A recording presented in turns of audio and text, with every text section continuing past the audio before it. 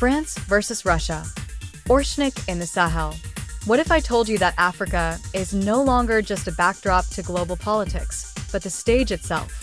What if the Sahel, once dismissed as a forgotten region, is now standing at the center of a new world order, forging alliances that could shake the very foundations of Western dominance? From reclaiming gold, uranium, and oil to controlling rare earth minerals that power the world's weapons, smartphones, and supercomputers, the Sahel story is no longer one of dependency, but of defiance. And with Russia stepping in as a strategic partner, whispers of Oreshnik missiles, defense pacts, and sovereignty are turning into thunder across the African continent. Africa's youth, over 60% of its 1.4 billion people, are rewriting the future. A continent larger than Europe, America, and China combined in its human potential is demanding a new seat at the world's negotiating table. No longer silenced by neocolonial chains or financial reserves locked away in French banks, African nations are reclaiming their right to shape their destinies. This is more than politics. It's about power, economics, survival, and pride. Welcome to My Blackness 100, the channel that champions Black excellence, rewrites African and diaspora stories, and puts truth where the world has long hidden lies. If you believe Africa deserves to rise, to lead, and to claim its rightful place in global history, then stay with us, because what you're about to hear will change how you see the Sahel, Africa, and the future of world politics forever. Don't forget to like, subscribe, and share, because our story deserves to be heard everywhere. Colonial conquest of the Sahel, late 19th, early 20th century. France's hold on the Sahel began with the scramble for Africa. At the Berlin Conference of 1884 to 1885, European powers carved up the continent like a cake, and France claimed a massive share. Mali, Niger, Chad, Burkina Faso, and Mauritania were folded into French West Africa. French soldiers moved quickly to crush resistance. They defeated Sémoury Touré's armies in present-day Guinea and Mali, and subdued the Tuareg uprisings in Niger and northern Mali. Once the land was secured, France cataloged the region's riches: uranium in Niger, gold in Mali, and fertile land that would one day fuel European industries. Economic dependence through the CFA franc, 1945 present. In 1945, France built a new weapon of control, the CFA franc. This currency, pegged first to the French franc and now to the euro, tied African economies directly to Paris. 14 countries, including the Sahel states, still use it. For decades, up to half of their foreign reserves sat in the French treasury. That meant African economies couldn't move without France's permission. When countries like Mali tried to escape this monetary trap, they were punished with sanctions and political sabotage. Independence movements and French control by proxy, 1960s. By the 1960s, the winds of independence swept across Africa. Mali, Niger, Burkina Faso, and Chad became sovereign states on paper. But France had no intention of letting go. Through the system known as Francafrique, France backed compliant leaders, signed resource deals, and maintained military pacts. Pan-Africanist voices like Thomas Sankara were silenced. His assassination in Burkina Faso is widely linked to French interests. Meanwhile, French corporations like Areva, now Orano, tightened their grip on Niger's uranium. Military presence and interventionism, 1960s, present. France ensured its boots stayed on Sahel soil. Defense treaties signed at independence allowed permanent military bases. Whenever leaders drifted from French interests, coups mysteriously followed. In the 2010s, France launched Operation Serval and later Operation Barkhane under the banner of fighting terrorism. But these interventions kept French troops in place, securing resource access while insecurity in the Sahel only worsened. Control of natural resources, post-colonial era. France's energy needs depended heavily on the Sahel. Niger's uranium powered about 70% of France's nuclear electricity, yet Niger itself remained in darkness. Mali, one of Africa's largest gold producers, saw wealth flow to foreign companies while its people stayed poor. In Burkina Faso, French firms won gold and manganese contracts. The Sahel was rich, but its riches fed Paris, not Bamako, Niamey, or Ouagadougou. Cultural and ideological influence. France didn't just dominate through armies and money, it shaped minds. Through Francophonie, French language and culture were promoted as superior. Education systems trained African youth to think like Parisians, not Pan-Africans. French media outlets like RFI and France 24 dictated narratives in the Sahel, painting leaders who challenged Paris as villains while glorifying those who obeyed. Resistance and anti-French sentiment. But Africans resisted. Modern neo-colonial structures. Even so, France's grip remained strong.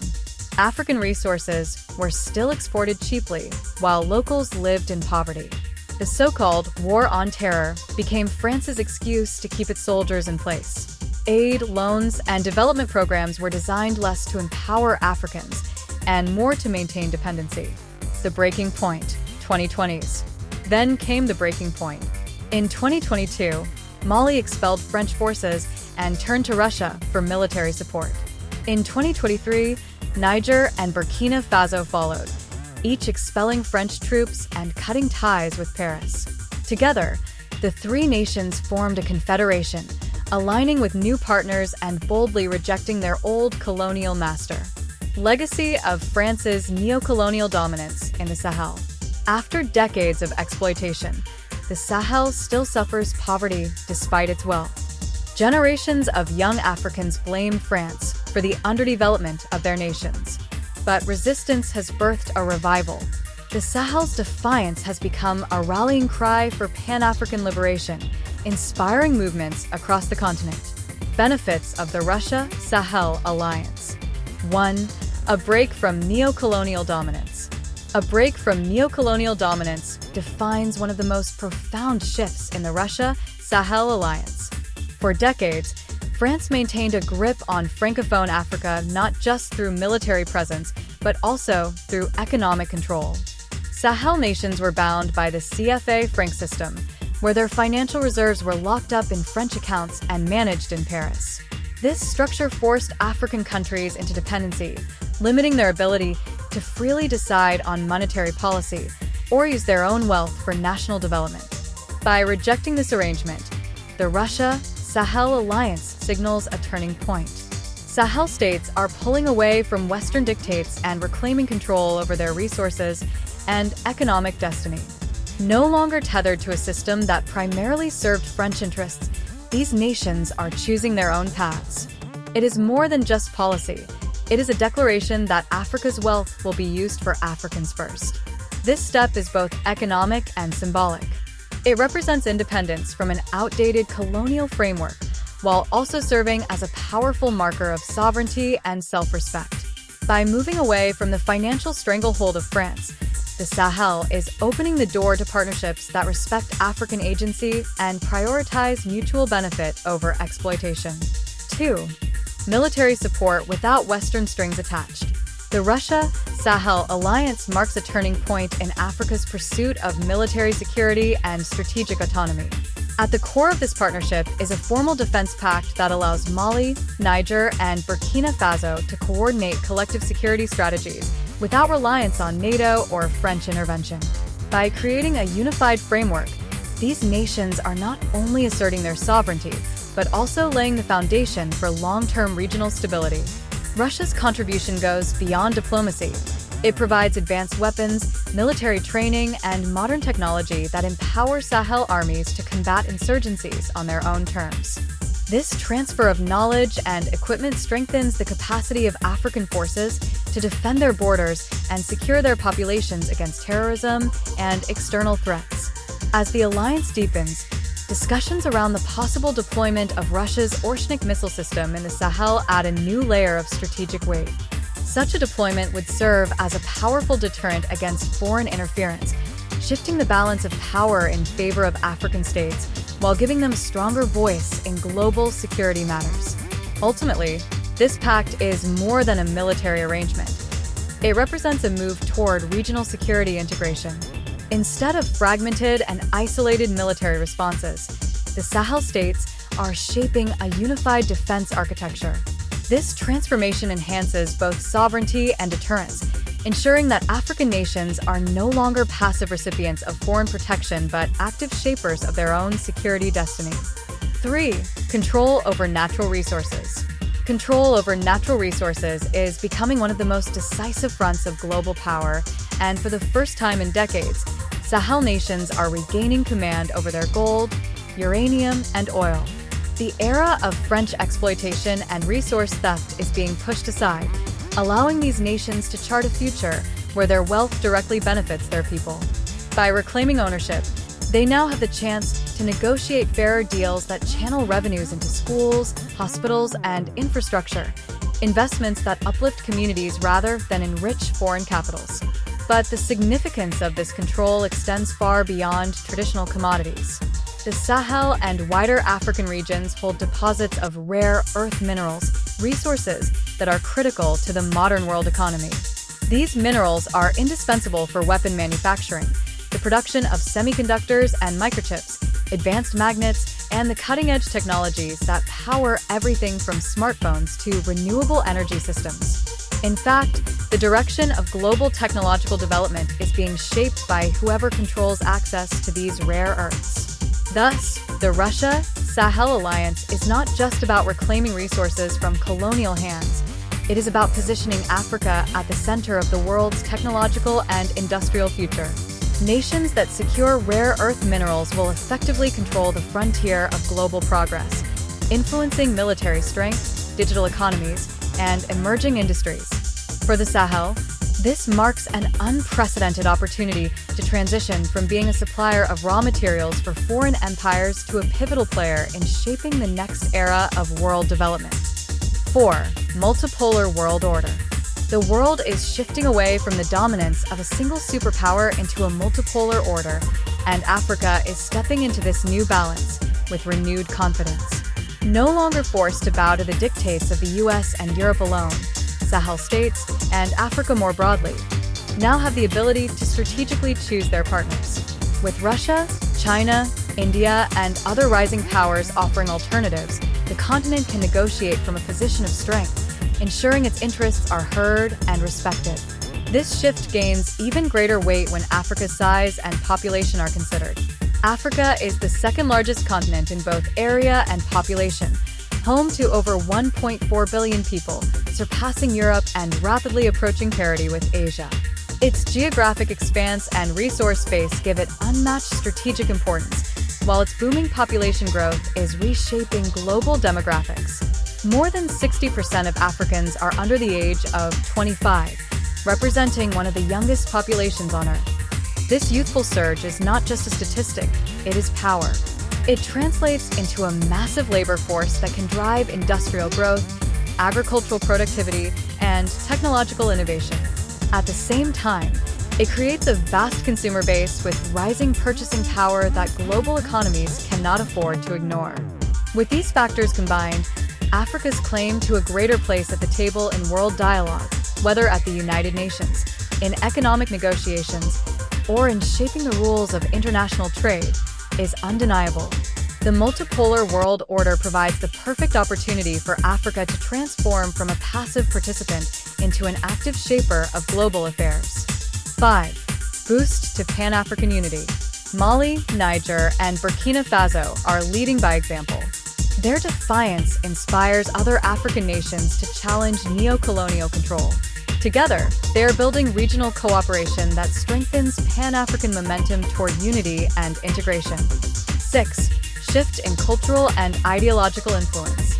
By diversifying partnerships, Sahel states reduce Western dominance over their education, politics, and media. This creates space for African-centered ideas, values, and governance models. It reclaims dignity by placing Pan-African identity above foreign influence. 7. Reduction of Western military footprint in Africa. With French troops expelled, Sahel nations regain control over their security.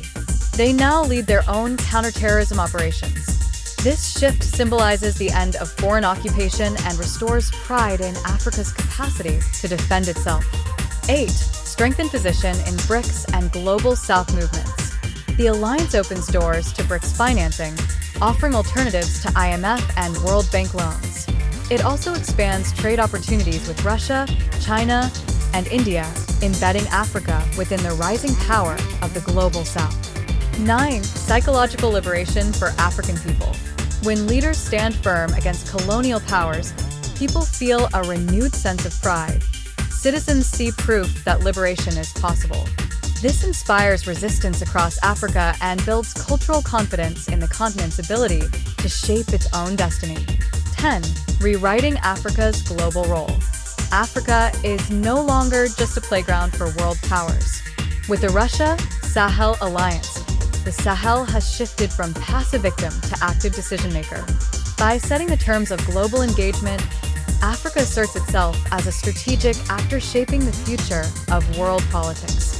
And there you have it, Africa rising from the grip of neo-colonial chains and stepping boldly into a new era of sovereignty, power, and global influence.